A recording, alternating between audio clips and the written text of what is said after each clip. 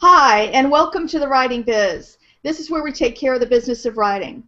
On this episode, which is part 3 of our 4-part series in self-publishing, the topic tonight is financing your publishing adventure. And we have tonight with us Stephanie Sims. Stephanie works with businesses to help them acquire funding and advises them on their financial matters. And we talked back in the beginning earlier on in the beginning of the show with Nina Meir about business planning, and she made some very good points, and one of them was that your book, your writing business, is a startup business, and if it's not a hobby for you, then you need to start treating it like one. And for many writers, when we get into the financial side of the business, it can be somewhat of a Pandora's box. You may never have considered that you would be starting a business, so the learning curve can be very steep. But luckily, we have great experts like Stephanie that will share her knowledge and help us understand this a little bit. Stephanie, how are you tonight? I'm great, Laura, and thank you so much for having me on. And I just want to say thank you for tackling the F word. Lots of people are afraid of it. And so I do, obviously I love it and think that finance can play a very useful role in any business, but particularly for authors, I know that it's a hard thing to get their head around. It's something that really can generate a lot of fear. So hopefully we can dispel some of that tonight. Yeah, you're absolutely right. It's like we were talking in the green room. Somebody who's writing a book, when they get towards the end or finish it, they don't really, they haven't been in business, so they don't have the skills to really help them to put together all these facts. And there is information out there, but not an enormous amount. I had trouble finding information on how to finance your writing adventures. So I think this is going to be really helpful.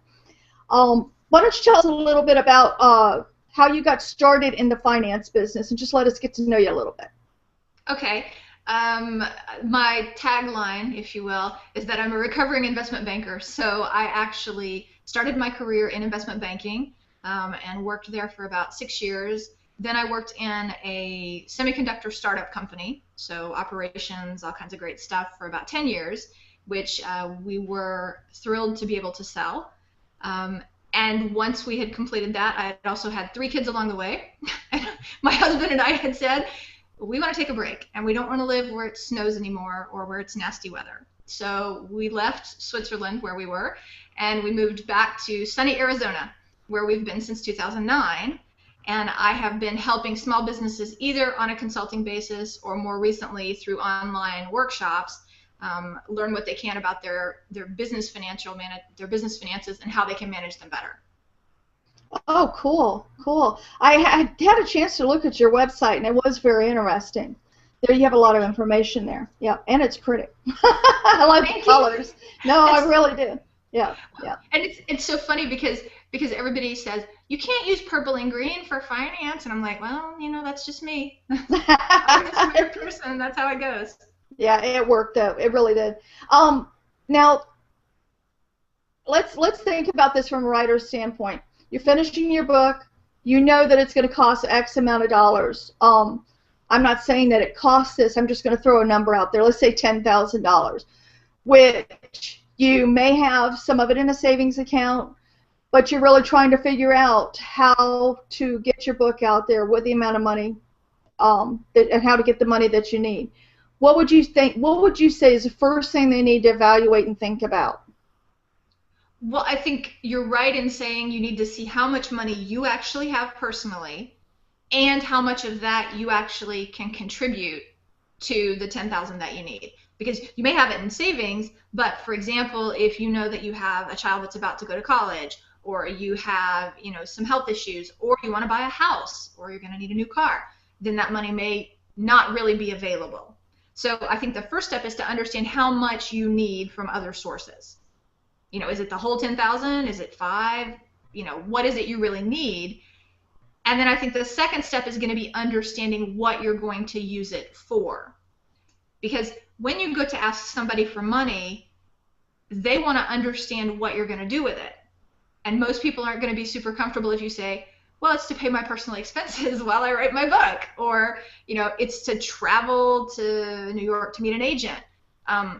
while that may be what you need it for, you probably need to look at it more from a business standpoint so that you're able to say, well, this much is marketing expense, this much is going to be travel expense, and this part is an extra, if you will. You know, this is where I'm not sure I'm going to need it, but I just wanted to make sure that I could cover all these other costs.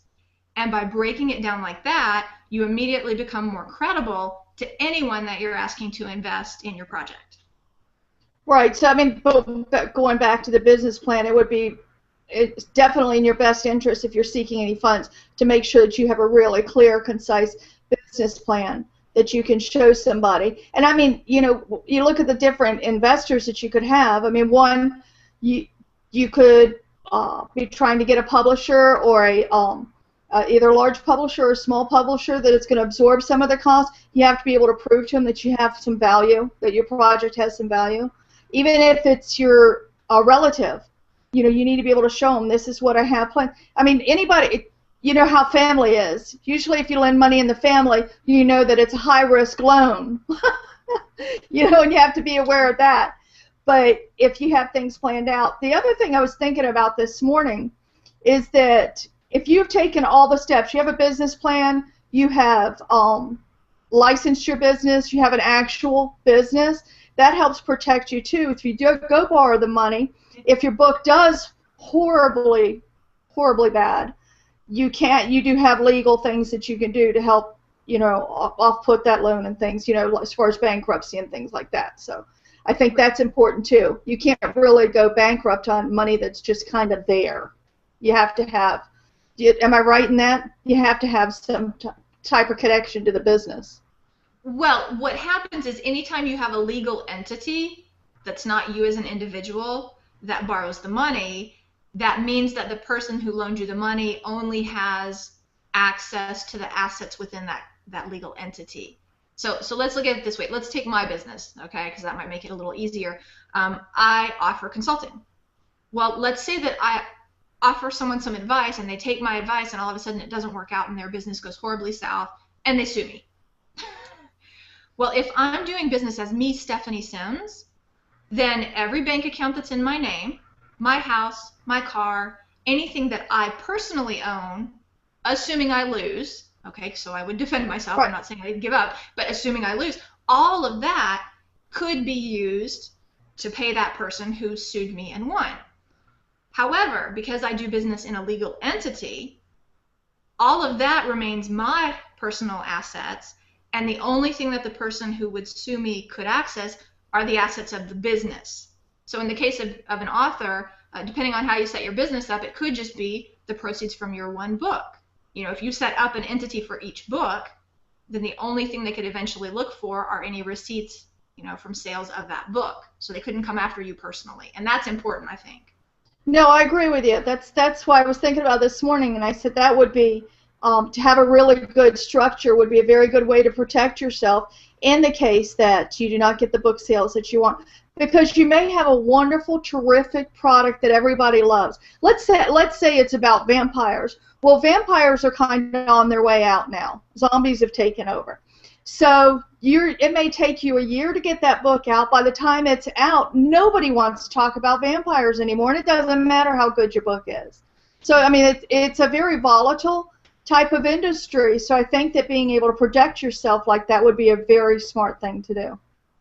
Yeah, I completely agree, and I recommend that for anyone who's going into business, whether it's an author or any other type of business, because you also want to give some credibility to anyone that you're asking for money. And again, that looks a lot more professional. It looks like someone who's got their ducks in a row. If you go to them and you say, you know, here's the legal entity, and for example, you know, you have the opportunity to show them your business plan, because that's another credibility factor that's important. That can really help you before you even make the ask. I want to say, you know, when you show up and it's kind of like putting on your best suit. You know, when you show up and it looks like everything works and you seem professional, that makes a great impression before you even ask for the money. Yep, that makes sense. That makes a lot of sense, actually. Charlotte's doing a great job in the comments. She was saying that she says, Stephanie, are you talking about? And then she has Gas budget. budget. Yeah. That cracks me up. That cracks me up. That's, I think we all seem to have that a lot of times. Well, the one thing She I would asked say. to. I'm so sorry. She asked, could you structure the business with each book as an entity? Mm-hmm. Then lawsuits only affect that book. So that's a good idea. So if you, could you do that as an LLC, or that's a limited? I know it's limited liability. I'm asking just. Yeah, you could do it. You could do it as an LLC, and really the only thing involved. Excuse me one second. Yes. The only thing involved. The only thing involved in creating another legal entity is the fact that you just have to pay to create it, which, if you do it online, it costs you, $130, or depending on what state you do it and how you do it, and you have to maintain books for that entity, which means you actually have to have an accounting record. But again, if you're talking about one book, well, tracking the sales on that book is something you're going to want to do anyway. Tracking the expenses on that particular book is something you'll probably want to do anyway. And so it's really things you would already be doing, and the only additional cost is creating the entity itself. And you know what, too, you should also have separate book for each business to make sure you have separate bank accounts.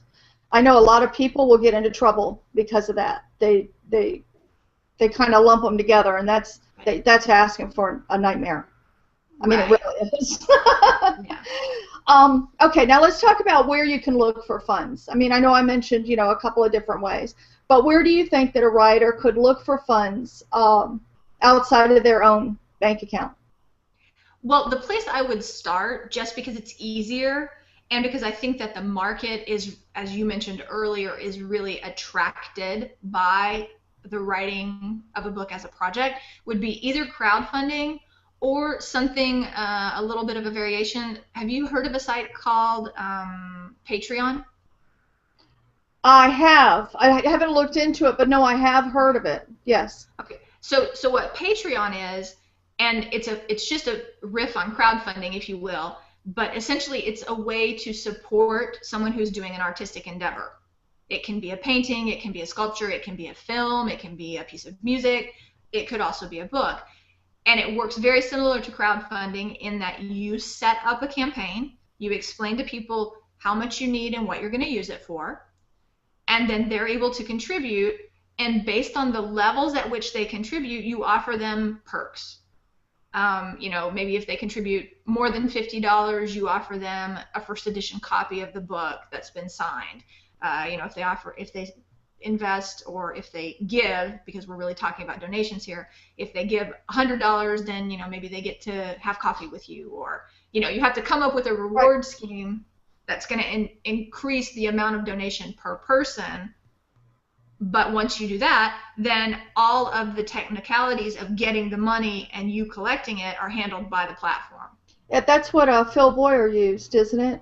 Exactly. Okay, I thought so. All right, yeah, no, and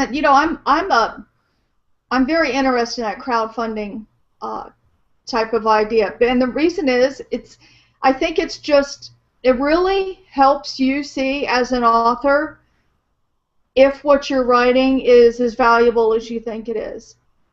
So it's a good way to vet it, but then also if it is as good as you think it is, it's a good way to get money to publish. But I think it's a two-sided type thing. I think it's really a very interesting platform. And I've watched several crowdfunding campaigns closely. One in particular was Ryan Hanley's, which he did a remarkable job. He used Publishizer, and I believe they're out of Australia. But he's such a marketing guy, and a lot of people have trouble with that. I think that if you are going to go into the crowdfunding space, you have to have a real solid marketing plan, or you're going to have trouble with it. And I think that's where a lot of people do drop the ball when they do crowdfunding. They just kind of put it up and think it's going to just work magically, and that's not how it happens. So I think that part needs to be, you have to really have a very good plan, which goes back to all the other things we've talked about in the past, making sure that you build your platform. That platform that you've built would be absolutely priceless when moving into the crowdfunding space. So you have to make sure that all the pieces are there. It's not an easy thing to do. It can be very successful, but I would never say it's easy. And a lot of the reading that I've done lately this is particularly for outside of writing businesses, it was saying that 6 months out you should start planning your crowdfunding campaign to launch 6 months from then. So I think that's something to keep in mind too, is not just think of it, oh, I've got tonight, I'm going to sit down and do a crowdfunding campaign. Take some time to develop it before you start pushing the buttons. Right, because the thing to keep in mind as well, which not everybody may know, is that most crowdfunding campaigns either run 30 or 60 days. So it's not something where you put your campaign up there and you just get to keep waiting and hope that somebody's going to give you money. Most of these platforms limit you to 30, or some you can go 60 days.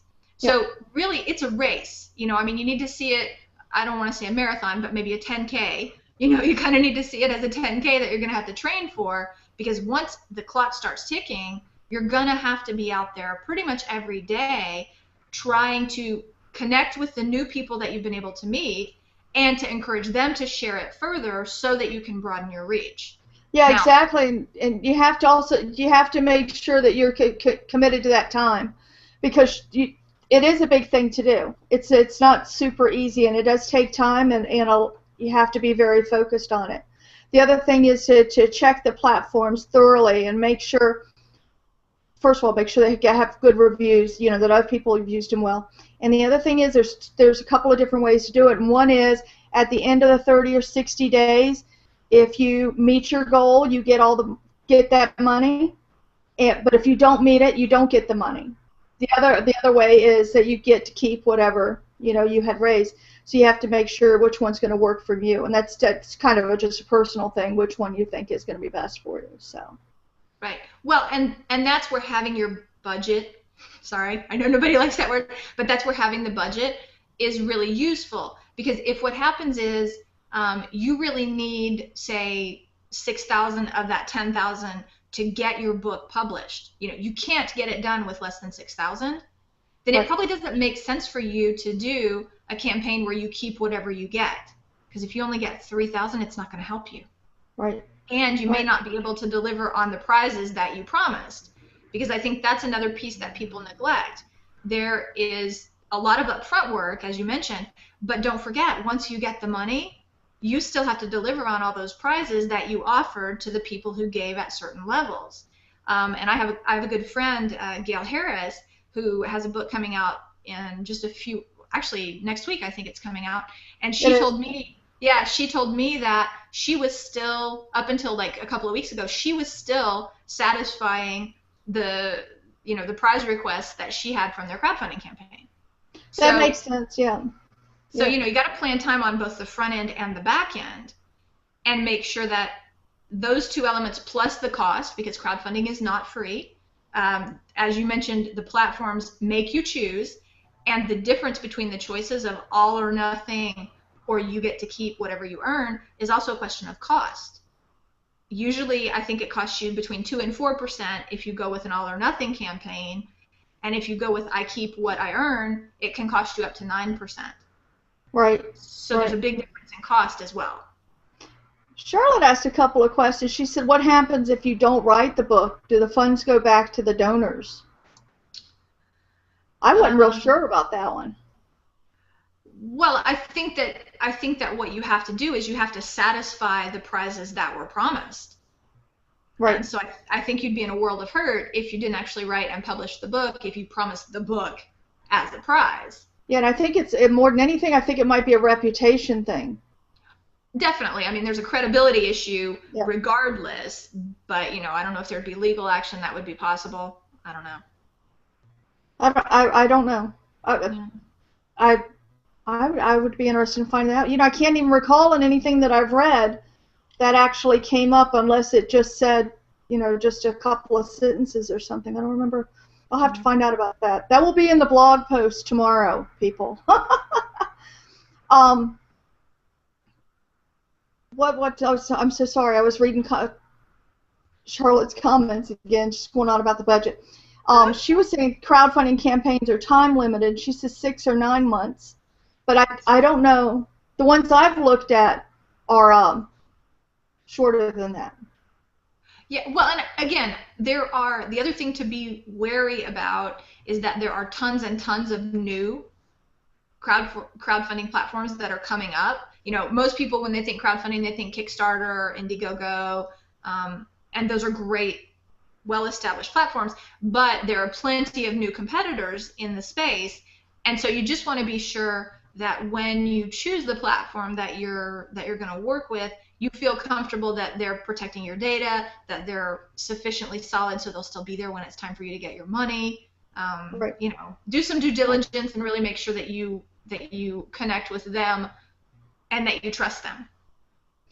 Charlotte mentioned earlier too about how publishers could use this, and I would think if a publisher could use it to offset some of their costs as well as the authors, and also to drive the book sales on pre-orders and things like that. So it would be a good thing that if a publisher is marketing savvy, it's just another arm that they could offer a writer and say, look, we'll help you build this campaign. This is, how we'll do it. Da da da da. I think that would be an interesting advantage that you could offer.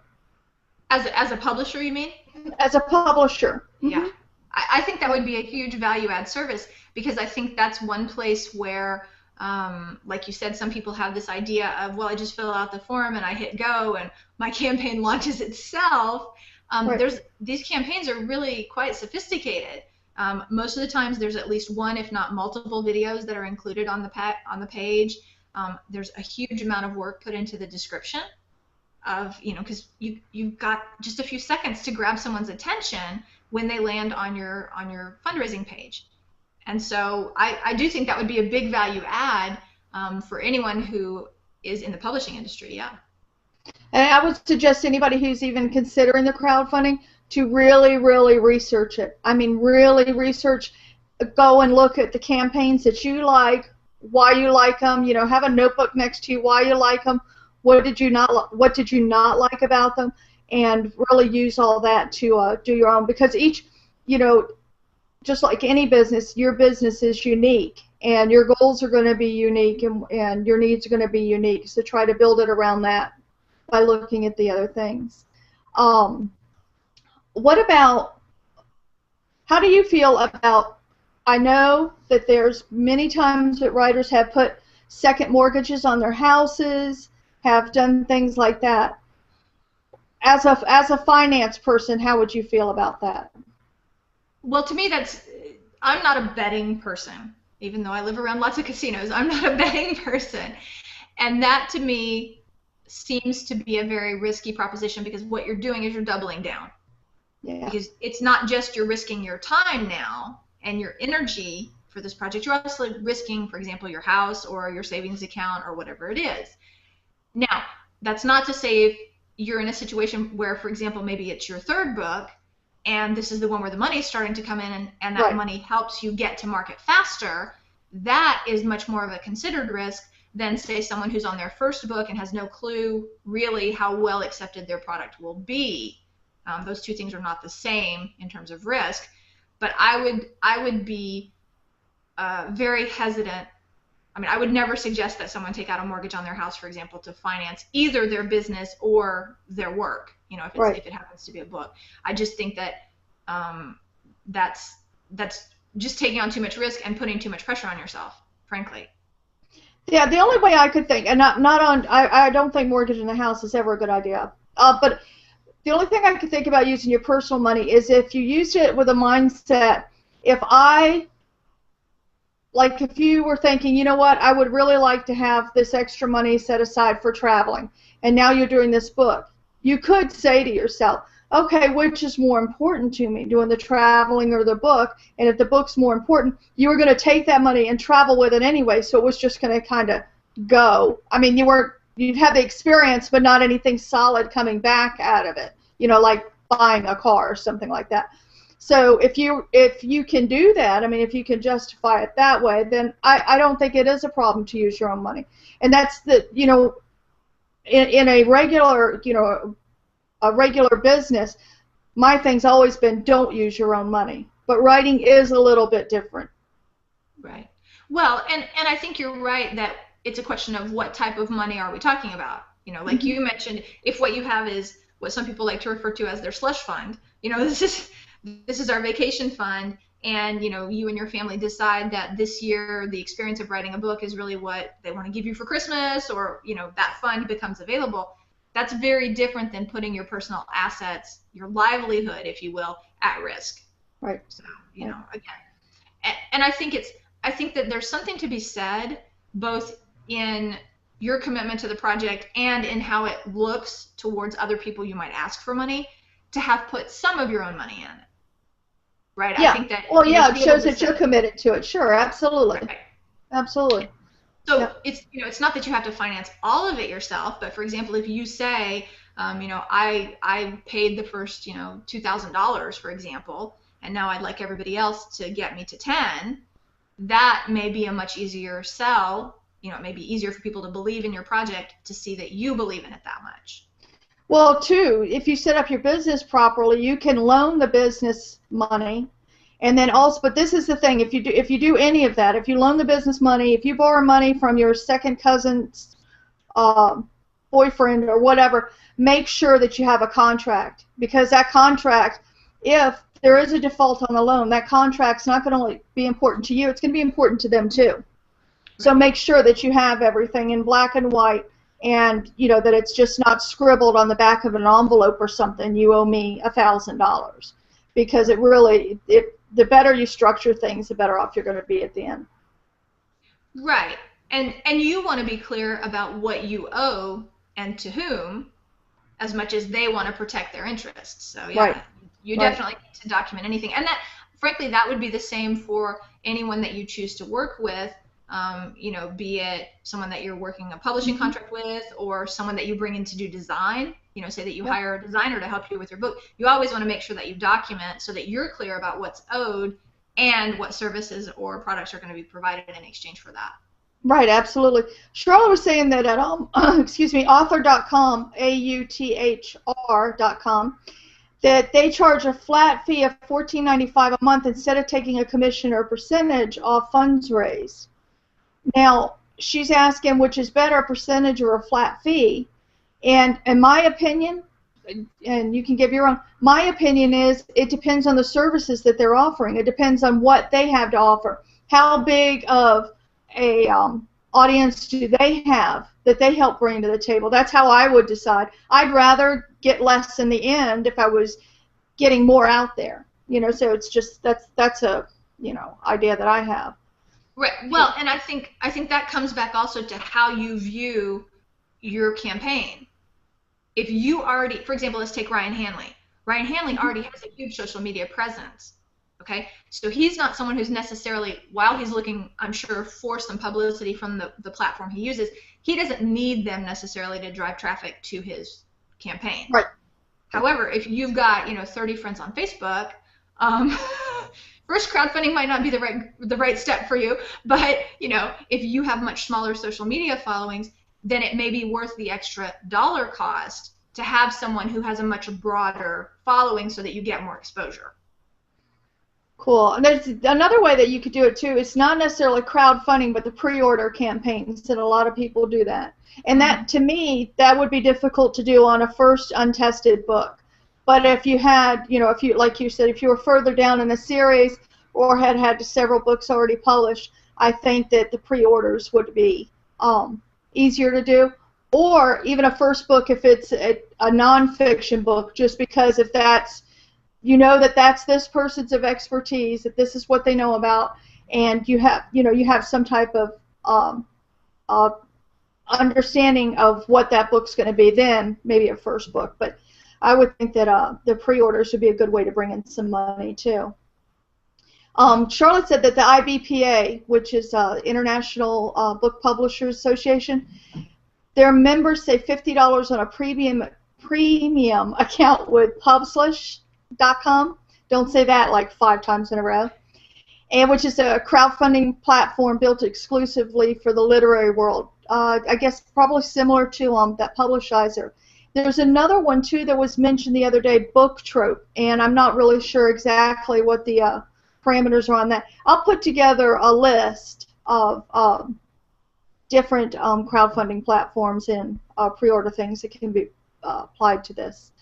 Now, I know we mentioned contracts a little bit, but do you have any advice you'd like to give on the legalities of financing your book? What you should, I mean, of course, contracts are important, but what else they should look for?